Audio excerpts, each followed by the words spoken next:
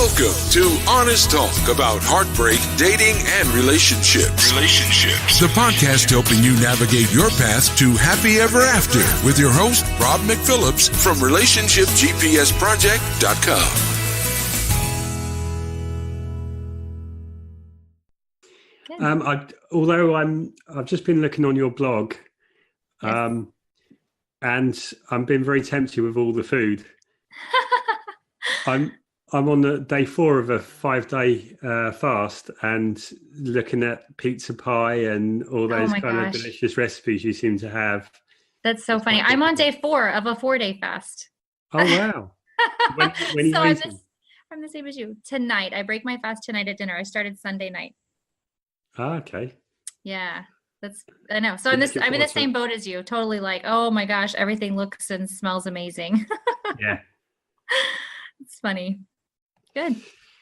Okay. So my interest in talking with you was really about, as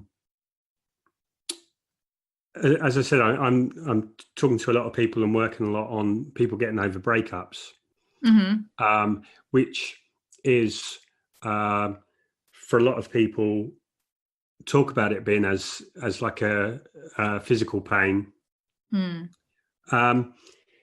And hearing your story or reading your story of where you went, like your journey and how you came to become a health coach, I thought you might have something to share on that. So could you tell us a little bit about your journey and how you came to be a health coach? Yeah, sure. It kind of started by accident because I was diagnosed with 2 autoimmune diseases when I was 26 years old, and I was married. I had 3 kids. You're looking forward to a life that you've dreamed about and planned, and then all of a sudden you can't move and you're in excruciating pain and you can't sleep at night, and taking care of the kids was next to impossible. My husband travels for work, so he would be gone for 6 weeks at a time. It was just me at home with the little ones, and life was just very difficult. I'm sorry, go ahead. How many children do you have? I have 3. So at this point in time, they were 7, 3, and 2. Oh, wow. They're 21, 17, and 15. Right. It's a lot more manageable now, but I can imagine just for an ordinary person to have, 3 kids of that age to look after, running around and whatever, but also going through those health challenges, it must have been difficult. It was. So I was already exhausted. It's waking up in the middle of the night, feeding kids and getting them to the bathroom or whatever else they need. And so adding these 2 conditions on top of that meant that I really wasn't getting the rest that I needed. And so then you can imagine how that impacts your mental health and your the way that your mood is. And it was a really challenging time. And so I was following all my doctor's orders, taking all the medications, doing everything they told me, but I wasn't finding any relief. And so I think I struggled for about 7 years before I decided I was going to figure it out myself. And so prayer and fasting and making a lot of changes in my boundaries and time and relationships with people, I just completely healed. I haven't had symptoms or taken medications in over 8 years now, and I have energy to do things like be on this interview, which I never would have had before. So I just took my own journey, my own experience, and I've used that to help others, because when you've experienced a life where you can't picture a future, you're in so much pain and you're so tired and you just feel so worthless, really. Coming out of that into a place where you can dream again and you have the energy to enjoy your life and your family and your work. I just feel like everyone should experience that. That level of health and wellness. Yeah, just being whole, just being completely happy and whole and well. That's really made me smile when you said that, because actually the name of the my breakup process is whole again. Oh, that's good. I love that. So, so you talked about prayer, fasting, and setting boundaries. Mm-hmm. So how did you, like, what was the where did the healing begin, and how did you come to, like, so my let me frame this, that my interest is really, like, I think the first thing that you need to do with a breakup is you need to get control of the emotions. And so that means you need to be able to, because there's an emotional journey and there's a logical journey, and to stop the emotions hijacking you. So I'm really interested in your process of how you learn to cope with that. Well, I think that, is it okay for me to talk about forgiveness on your show? Yeah, definitely. No, forgiveness, I think, that is another step, but yeah. Yeah. I think that that's part of the thought process. I found out, I read something about how bitterness can rot your bones. And I thought, oh, wow, that's kind of what's happening in my body right now. I feel like my bones are rotting. Like, I literally was wondering if they were disintegrating inside of me because of the scans that they had shown me, and the way my joints were deteriorating, and at a very fast pace. And so when I read that, I thought, that sounds kind of crazy, like kind of out there, that having bitterness would make it to where my body would do this. But I started releasing people and forgiving people, and just seeking, like, inside of me where I might be holding on to bitterness. And I think that, I don't know if men do this, you'll have to tell me, but women, I know for sure, because I coach a lot of them, and I did it myself. We just have these, like, internal conversations with ourselves. We're showering, we're putting on makeup, we're doing things around the house or working or whatever it is, and we're anticipating our next conversation with a person, and we kind of play it out ahead of time in our minds. And I don't think that's a good practice. I think that we can't, because for one, we always, I think our human minds, we prepare ourselves for the worst, when really what I think we should do is expect the best. And we don't have any control over the way another person is going to respond. So even if we rehearse all of these things in our minds, what good is that doing, except causing more worry, more stress, more anxiety? And that all affects us at a deep cellular level. Our body holds on to trauma. So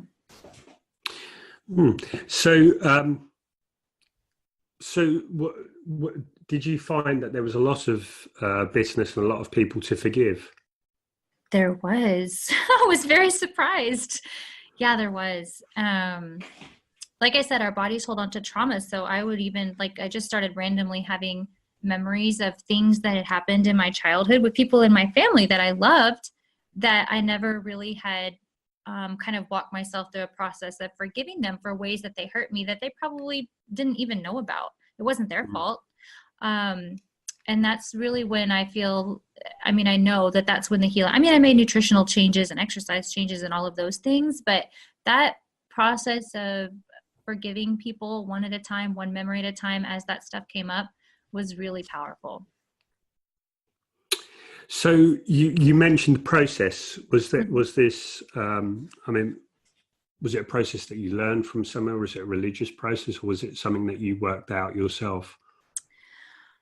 Well, that's a good question. Let me think about that. I've studied, I've been a Christian all my life, and I grew up with parents who taught us about forgiveness, and you hear about forgiveness in church. But I think this process that I walked through was nobody taught me to do this. It's just something that I felt invited by God to do, and just believed that it was going to make a difference after I read that verse about how bitterness rots your bones. And I was like, well, God, I don't want bitterness to rot my bones. So what do I need to do about it? And then I started having these memories and feeling an invitation to release them and to forgive them. And so I would. And I say process because I feel like that's still happening. I don't think we ever you go through daily life, people hurt you. And so it's an ongoing process for me to always be releasing anything that hurts me, because I don't want my body to hold on to that at a deep level. Yeah, absolutely. I think that is the case, that there's always more in life, and there's always new challenges. They just become more subtle. Mm-hmm. Right. So is this process something that you teach, or is that something that you just... It is. Yeah, I walk women through these processes all the time. And actually, I think a lot of times they're really surprised by it, because when people see that I'm a health or a life coach, they come to me and they think I'm going to write their meal plans. And we do some of that, but they're always very pleasantly surprised that I'm asking them about things that they're not expecting me to ask them about, their marriage, their relationships, their career, their kids, because all of that affects our health and our wholeness. And so we get to walk through this process together, where they're releasing things and they're learning to value themselves, and they're just recognizing ways where maybe they're holding on to bitterness that they weren't aware of before. And it leads to really powerful results in their whole person. And do you find most people aren't really aware of the bitterness, or do they seem to be aware of it? I think it depends on where they're coming from. Some people are surprised when something comes up and it really is an issue, and then we really are able to come to, some sort of an epiphany about it. And other people aren't surprised. So I think it just depends on where they're coming from and what their usual spiritual practice is and what they believe in. And I don't ever want to push anyone to think or act or believe a certain way, but I do like to ask lots of questions about things that people may not recognize are really important. Yeah, I always think, if you get to someone who's really good at what they do, like you might go for a back, to get your back worked on, but then they're talking about other things, and it's things that you've never connected. Yes. But somewhere everything connects together. Yes, that's very true.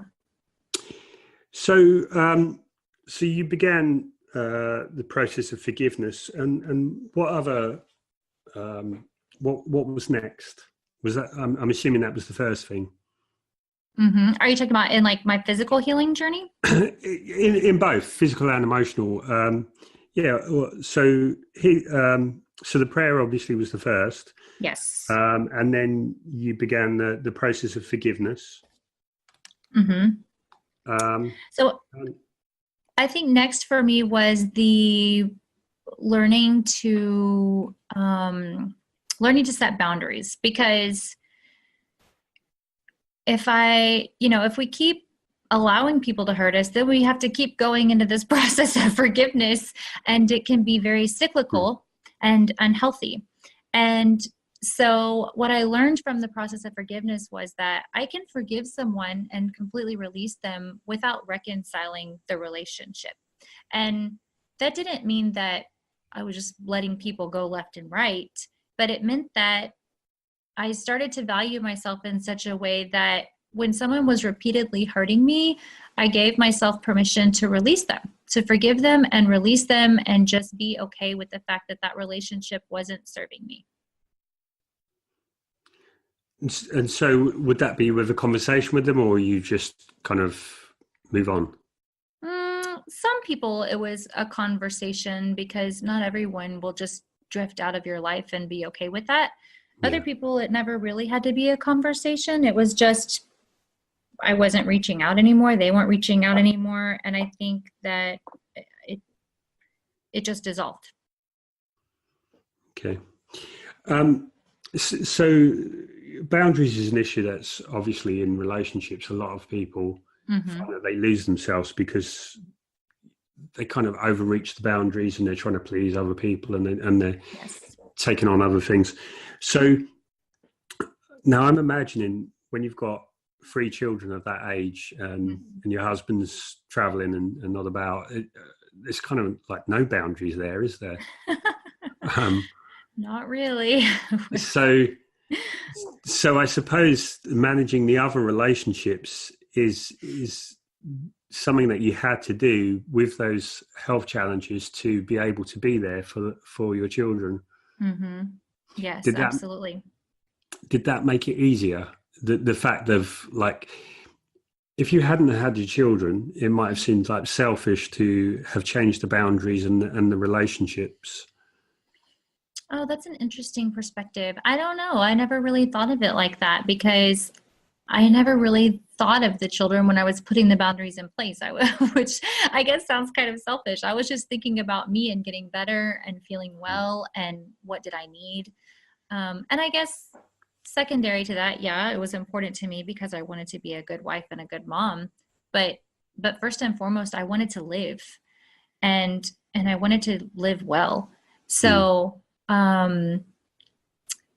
setting the boundaries was important, but I've never thought about how the kids might have impacted that. And was there, as I say, that it's difficult to have any boundaries with children. Was there anything like you found better ways of coping or of being able to manage the boundaries with children? Well, are you meaning like setting boundaries between myself and the children, or setting boundaries between people outside? Yeah, in terms of for you to have gone on that journey and for you to have the energy to be well, there's kind of maybe certain things that you may have needed to have changed in terms of the way that the children behaved, or I see. Yes. So, okay, I think I understand your question. You're wanting to know some of the boundaries I set with the children, like some things I changed in my relationship with them. What I'm really looking at is there may be other people listen who are not in a similar situation, but maybe are struggling, maybe from a breakup or whatever, and they're looking to find energy and the ability to heal from wherever. And I'm just wondering in how your experiences may help them. Oh, gotcha. Okay. I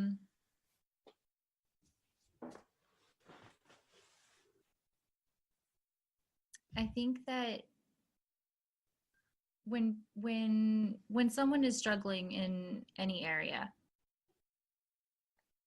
I think that from my experience, what I learned is that we have to think about ourselves. So like if someone has been in a breakup and they're trying to decide what's best for the children, but that's a good thing. You should always think about that. But if a person will examine what would be most life-giving for themselves, then the overflow of that is going to be what's best for the children.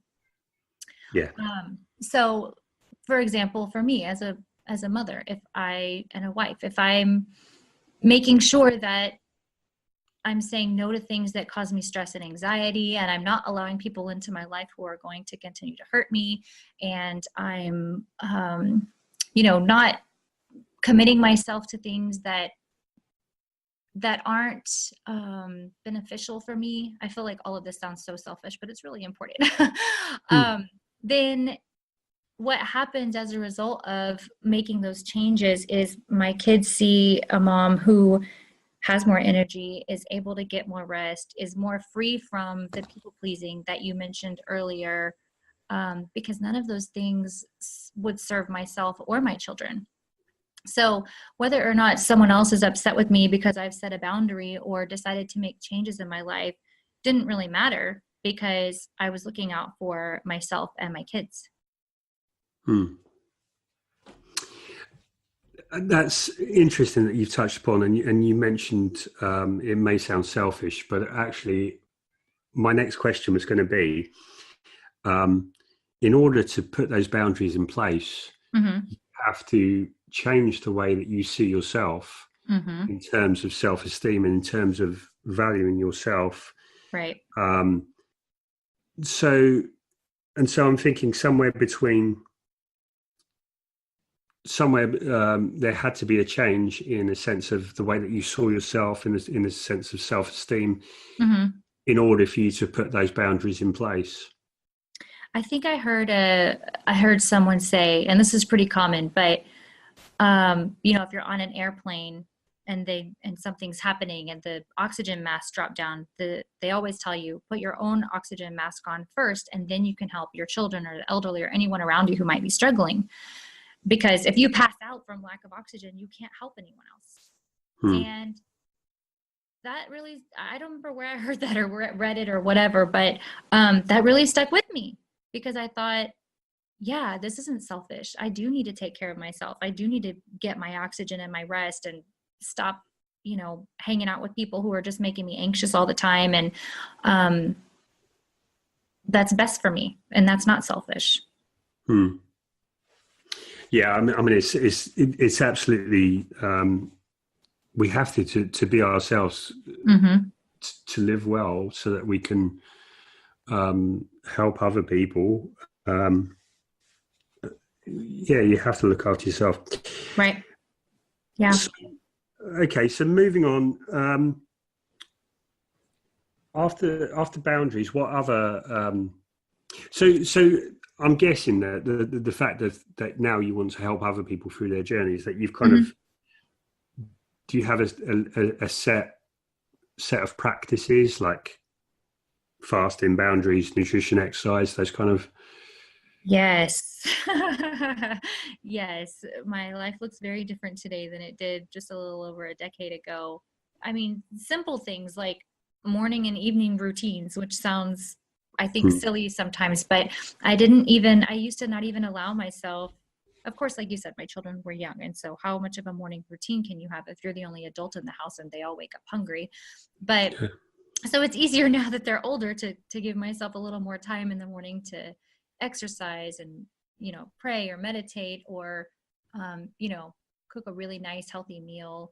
So all of those things are really important to me. And I'm thankful that I'm able to do them now. I wouldn't have had the energy to do them back then. No.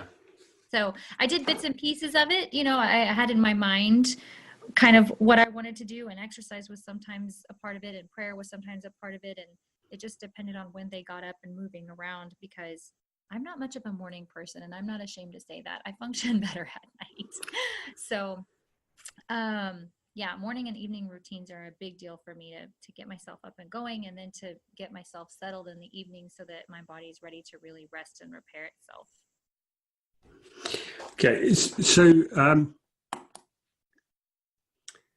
would you, looking back now, and this was some time ago, you said your child was 7, so about 14 years ago. Yes. Judging from the children's age. So looking back now, if you were going to coach the younger you, what would be the, say, 5 most important keys that you would give to the younger you to have to heal? Okay, 5. I would say number 1 would be to give myself permission to love me.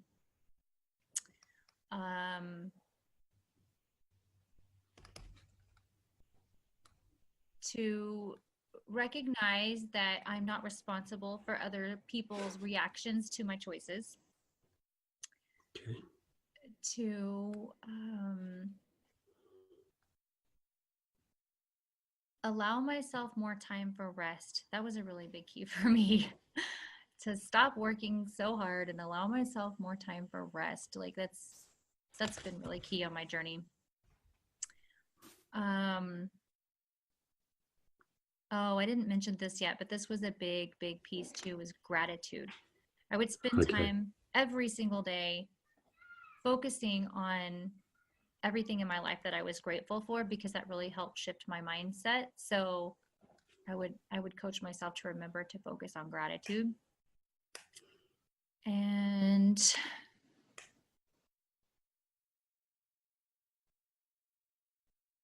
the last thing I think I would have said to myself, because this is what I say to people now, is expect to be whole.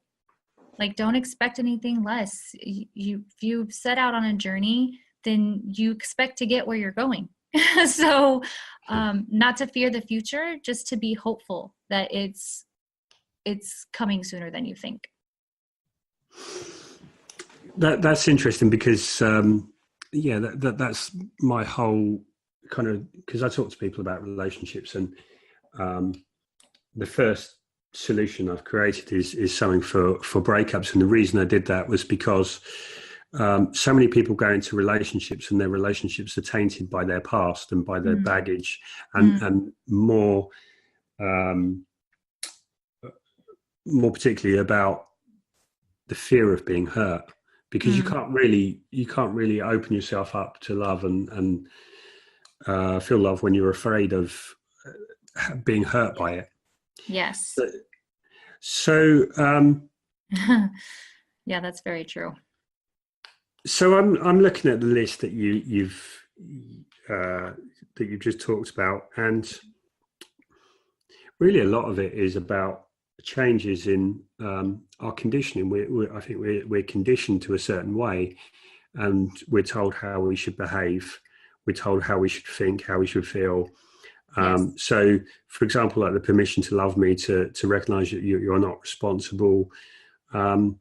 So I think a lot of these things are just universal things that we're taught by society for different reasons, which don't really serve us. Yeah, I agree completely. So I'm wondering how much of your work as a health coach is about changing the things like nutrition and exercise, and how much is the other practices, and how much is about changing your perspective?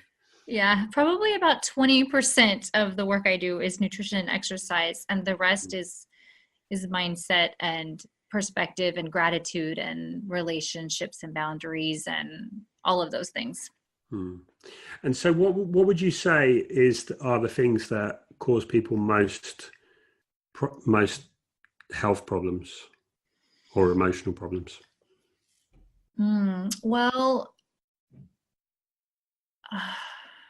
my gosh, there are so many different things. Stress is a big one, obviously. You hear that all the time. Science has proven that like stress will kill you.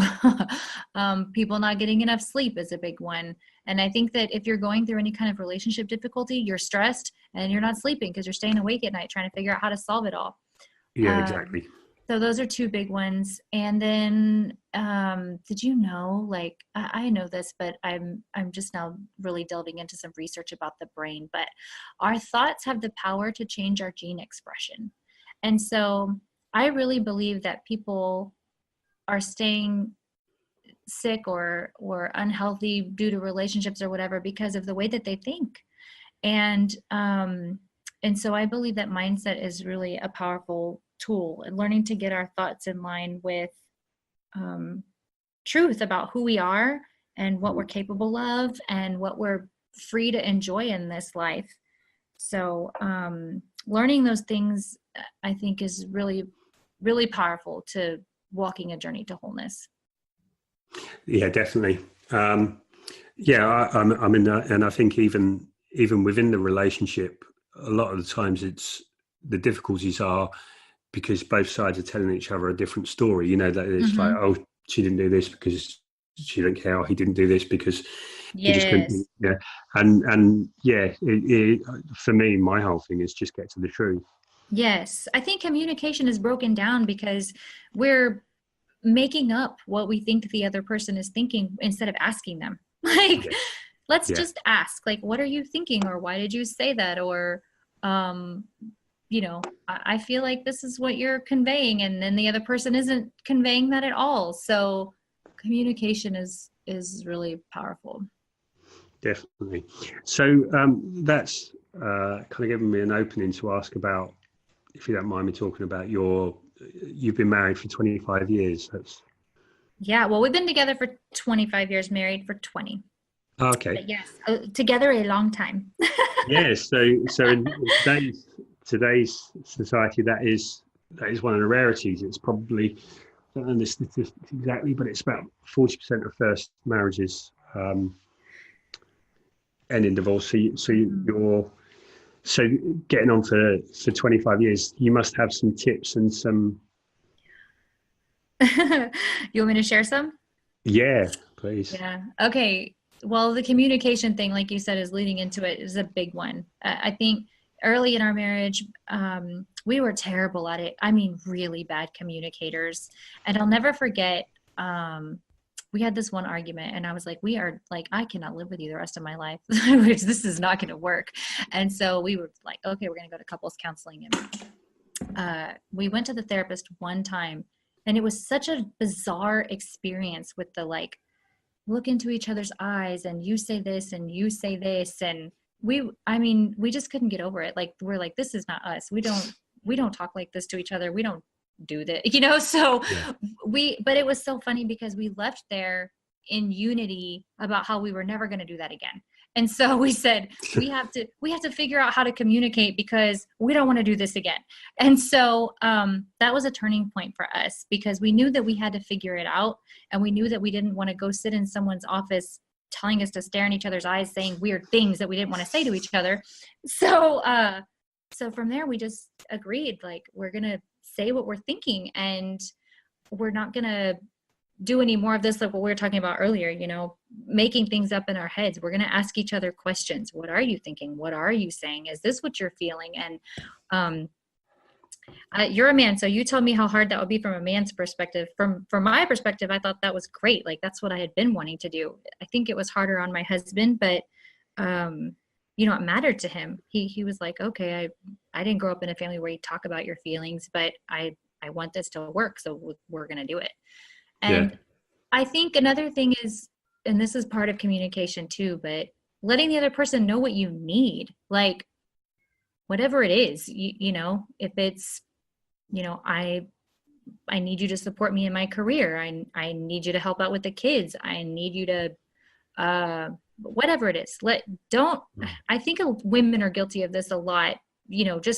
I hear clients say this, and it's like, well, we've been together this long. He should know. Or what, it's Valentine's Day. He should know. It's our anniversary. He should know. What should he know? Why don't you tell him? I am expecting you to come home from work today with flowers and a card, and I love you. I'll have yours too. Stop getting onto them for something they had no idea you wanted them to do. It's okay to ask. I think that's so true. I had a meeting last night about the differences between men and women. Mm-hmm. And typically, men hate to talk. Yeah. And because it stresses them and it makes them feel inadequate for because their whole thing is that they want to make their woman happy, but if they don't know how to, and it's like, every time. So there is so much of this. Women do seem to have, I'm generalizing here, but women do seem to have this thing of, this means he loves me, this means he doesn't. And there's that kind of, and I think that is so damaging. Yeah, but it is. To communicate, but it's difficult. So how did you, and so particularly, typically more for a man. So how did you get over it, and how did you get your husband on board and able to?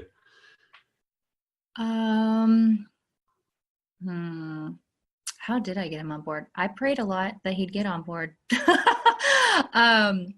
And that was another piece for me of giving myself permission to make myself known and seen, and to say out loud what I wanted or needed. And I think that he started to really appreciate that, because he couldn't guess, he's not in my mind. He can't read it. And so it was kind of a snowball effect too. The other thing was I was doing this gratitude practice in my own personal, mindset thing. And I started really verbalizing why I was grateful for him, and just kind of affirming who he was and what I loved about him. And I think, have you heard of the 5 love languages or whatever, that book? Yeah. Yes. Yeah. It's incredible. So I didn't know this before I read that book, but I found out very quickly that my husband's love language is words of affirmation. So I didn't know that, but by doing this thing where I was telling him how grateful I was for him, and, such a wonderful provider. Thanks for being such a great dad. I love that you spend time playing with your kids," or whatever it was that I was really admiring about him that day. I made sure to verbalize it. And I think that practice really drew him out to where then he wanted to talk more about things and he wanted to be more open, because that's just what we were doing. We weren't being quiet about the negative things, but we also weren't being quiet about the positive things anymore.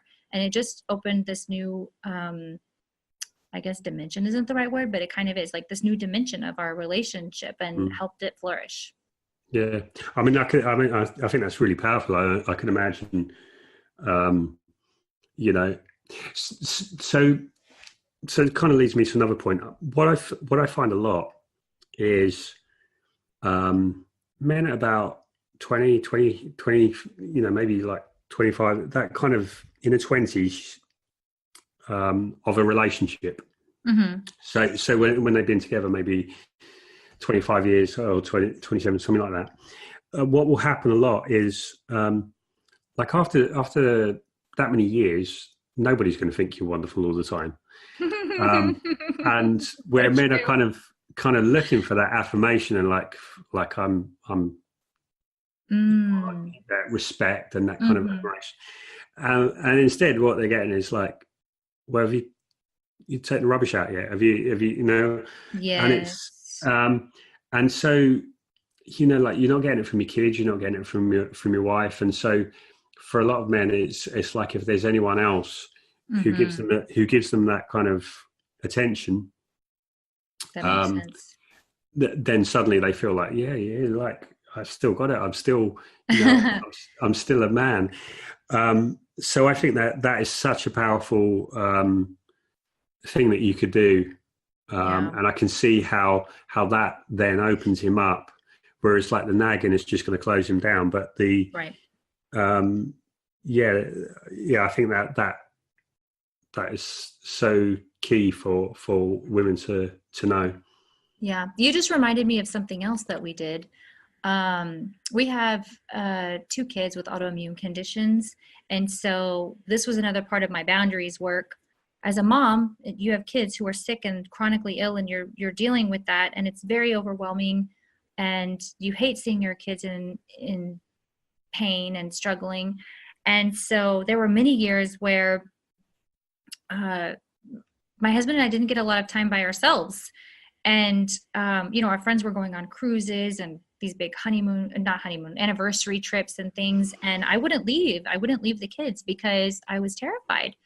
And so one of the kids had, it's 24/7 round the clock, like somebody has to know what they're doing or it could be life threatening. And so I never wanted to leave them. And I can't remember what year or what point in time, it was a while ago, but something just snapped in me where I was like, that's not good. Like we got to find some family or people that we trust to hang out with our kids so that we can go hang out with each other and remember who we are just by ourselves. And so I think having fun in a relationship is so important because life is busy and work is stressful and kids need you constantly, but making time to get away. We started this tradition where twice a year we go away and we do something just by ourselves, 2 or 3 days. It's not anything crazy. But our anniversary is in February and both of our birthdays are in August. And so it's 6 months apart. It's perfect. We go twice a year and we love it. Yeah. I think it's so easy just to live on autopilot. Mm-hmm. And then you just, you do. I mean, relationships are full of friction. Mm-hmm. And so unless you're doing something to heal and to ease that friction, it takes wear and tear on it. Right. Yeah. I think it's just, for us, it was about being very intentional about, but because when you're, even now our kids are older, but still you're having dinner or doing anything and there are people in the house. And so conversations get interrupted and other people are chiming in. And so just having time to just focus on one another for some trips, it was fun and enjoyable and relaxing and wineries and all that. Other trips, it was like, okay, we got stuff to work on and talk about. We're using this time to do that. So they were different each time, but always very important, very crucial. It just matches the journey of the relationship and whatever needs Right. you need to do then. Yeah. Mm-hmm. Okay. So did I interrupt you? Was there any more, or No, you didn't interrupt me. no? In terms of the things that you learned to focus on and work on in the relationship. No, I think that's a big piece. Well, the only other thing I might add is being okay with letting the other person have fun. So we started, my husband would go on deer hunting trips or, fishing outings, or, I'd go away with my girlfriends for a night or two. And so just supporting each other in following our own interest and letting each other have a life outside of our home was really important too. Yeah, that's one of the big complaints I hear is like one side will let the other and then the other won't, and then it's mm-hmm. Yeah, that can be a real struggle, and then some bitterness pops up, and bitterness is not good. Definitely. It rots your bones. Yes, that's right. Okay, so the key thing I noticed from when you were talking about the things that you'd learned on the relationship mm-hmm. Is essentially, the way I'm going to read it is that often when there's conflict, we think it's about the other person. But I think the thing that you've talked about is that really you need to be aligned yourself, because before you ever fight with anyone else, you're fighting internally. There's some kind of conflict where you don't feel fully congruent with mm-hmm. what you're actually saying or what you're actually doing, and so and that's why it's having an emotional response on you. So really, what you did was you're a very positive person, and you've come to, like when you talk about expecting to be whole, mm-hmm. and I think the other thing is that like you've kind of worked on stuff yourself without needing your partner to be involved in any unnecessary conflict. Yes.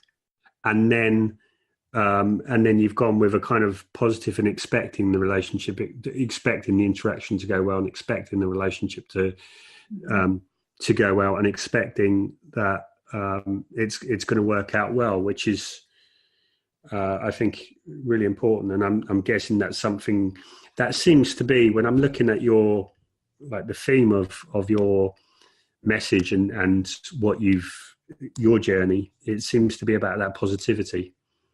Yes. Yeah, because like I said, first of all, you're a really good listener, because you got all that in a nutshell really quickly. But yeah, that's it. Because I think that, like I said, our thoughts are so powerful. They really do have the power to change, I feel like, our whole trajectory. And so if we're always expecting the best and then not allowing ourselves to be overtaken with disappointment when the best doesn't happen, then we just keep going expecting the best. And I think that hope is just an incredible tool to motivate us to stay on the path. Definitely. And there's a lot of research to show that as well. Yes. Mm-hmm. For sure. Okay. So one thing I'd say someone, was going through a breakup. Mm-hmm. And they were devastated, and part of what they wanted to do was, to decide they were really going to take make their health important, and they hired you as a coach. What would be the things that they could expect from you, and what would be like the journey for them? This is someone who's going through a breakup, but also wants to get their health back on track. Yeah, I mean, like I'm particularly focused on, because that it tends to be that we need some kind of pain. We need something not to go right before we actually look at changing things. Mm-hmm. Isn't that a terrible thing about human nature? It is, isn't it? but other than that, we're just too busy in stuff. Yeah. And it's only when the relationship's not going well that we focus on it. It's only when our health's not going well.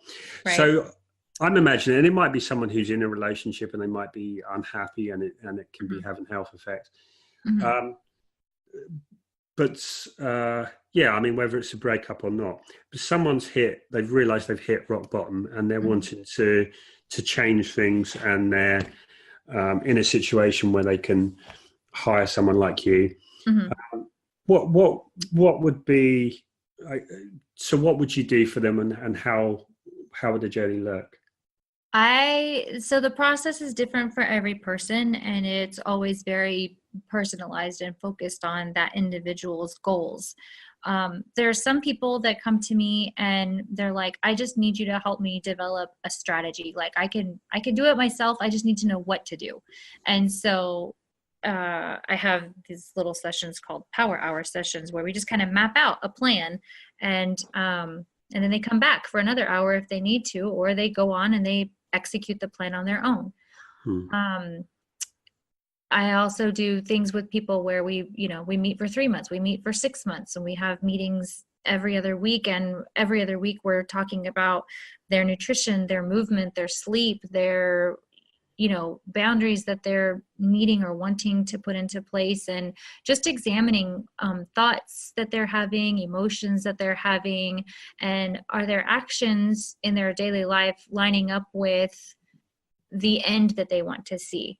Are they doing the things that they need to be doing to invite wholeness into their body, into their mind, into their spirit? So it's really difficult to describe this step by step, but I take a very obviously holistic approach where we're looking at so many different things to find out, where is stress coming from? Where is anxiety coming from? Why aren't you sleeping? How can we attack that really? And so there's tools and there's strategies, and if people are interested, prayer, to get freedom from anything in their past that is holding them back. So is there some kind of like an audit that you do to uncover their problems, or is it just something that you talk over as it comes up in conversation? Before I meet with a client, I have an initial consultation, kind of like a questionnaire that I send out. It's pretty extensive, and it just helps me get a baseline of where they're at and kind of what things might be happening right now. It has lots of questions about like childhood eating and childhood family, and now, work and family, and who's their support system, and just what are you eating, and where do you want to go, and how are you feeling, and lots of questions.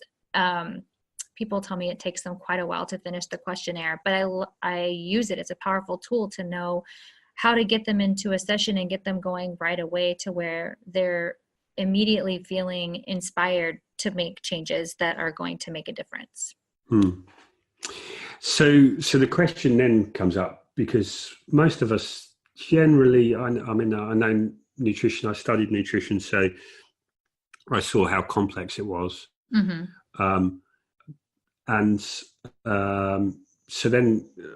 So my kind of journey started, I used to have a gym, and then I studied nutrition. And so how I really got into this was I was looking, and nobody was sticking to it.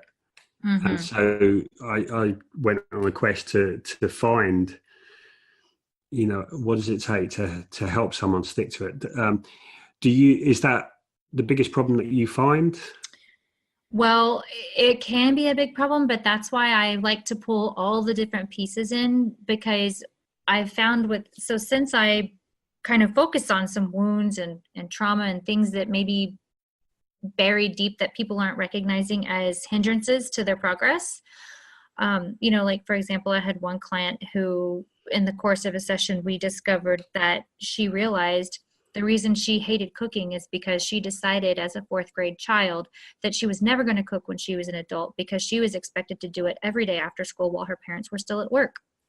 And so as an adult, she was always grabbing the most convenient thing, and she couldn't figure out why. And that day we figured out why. And so, then we forgive the parents and we say, we're an adult now. We don't have to stick to that agreement or that vow that we made as a child, we can move forward.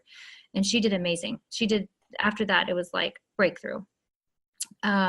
You know, I have other clients who don't even want to bother with, you know, cooking healthy meals because no one in their family wants to eat them and they're not on board and they're not supporting them. And so getting that person in a circle, I also have a community where private clients and group membership clients, like we can all get in a community to support one another because it's virtual online. Because having people support you on a journey is really important, because if nobody else cares to do what you're doing and people are not even that they're not caring, maybe complaining about the changes you're making, it makes it very difficult to keep going. And so we uncover those kinds of things so that people can get the support from me and other women that they need so that they can keep going. Okay. Yeah, I think that's so important. The fact that like the environment determines a lot of your behavior. Yes. But that sounds interesting. It's like an investigation, and to find it's really finding the key of what will unlock health for someone, really. Exactly. Yeah, I think we people put up walls and then they forget that they put them up, and it's not until we start breaking them down that we find more freedom. Yeah, definitely. So not everyone's going to be in a position to hire you and work with you personally, but so what would be your recommendations for someone who, say someone is in not in a financial position that they're able to work with you, but they're someone that's interested, that wants to go on that same kind of journey, but they're going to have to do it for themselves. What would you have any tips? I actually have a book coming out for people just like that, because I've had people who really wanted to work with me, but like you said, weren't able to make the investment. And my heart is to help everyone, no matter what their socioeconomic level might be. So I have this book, it's at the editor right now, but it's called Breakthrough. And it's basically a planner, and it kind of walks them through the mindset pieces. It's a devotional. So it's, you know, it's got scripture in there. If people are opposed to that, they might not want to get it, but they could just skip the devotional part if they wanted, because I'll also have some tools in there, like what we talked about with boundaries and managing time and learning to value yourself and where to say yes and where to say no. And then weekly action steps that can be taken slowly over the course of a year, so that they're developing new habits that will lead them down the path that they want to go on. Okay. And so when's that due out? I am hoping to get everything finished and put together and released by Mother's Day. Oh, great. Well, it's Mother's Day here on Sunday, is it there? No, Mother's Day here is May 12th, I believe, second weekend in May. Okay, so it sounds a perfect Mother's Day present. I think so. Okay. So just to finish up, if we, is there anything I haven't asked that I should have asked? I don't think so. You asked great questions. I've really enjoyed this interview. Now, it's been really interesting to find out how you work and the kind of journey and everything that you've learned. So if people did want to work with you or they wanted to follow you or find out more, where could they find you? Yeah, so people can find me on Facebook at Coach Dafne Wiswell. On Instagram, I'm just Dafne Wiswell. And then my website is the same, dafnewiswell.com. Okay, great. What I'll do is I'll post those links. I'll post those links below wherever this is. Awesome. So hopefully people can click through and find out more. Yeah, I love getting messages from people. I'm happy to answer questions. It's like my favorite pastime. Okay, great. Well, hopefully we won't overwhelm you with questions. I'm sure not. Thank you so much, Rob. Okay, thank you. It's really interesting to talk to you. Thank you for your time, Dafne. Thank you. Have a great day. And you too. Okay, bye. Bye-bye.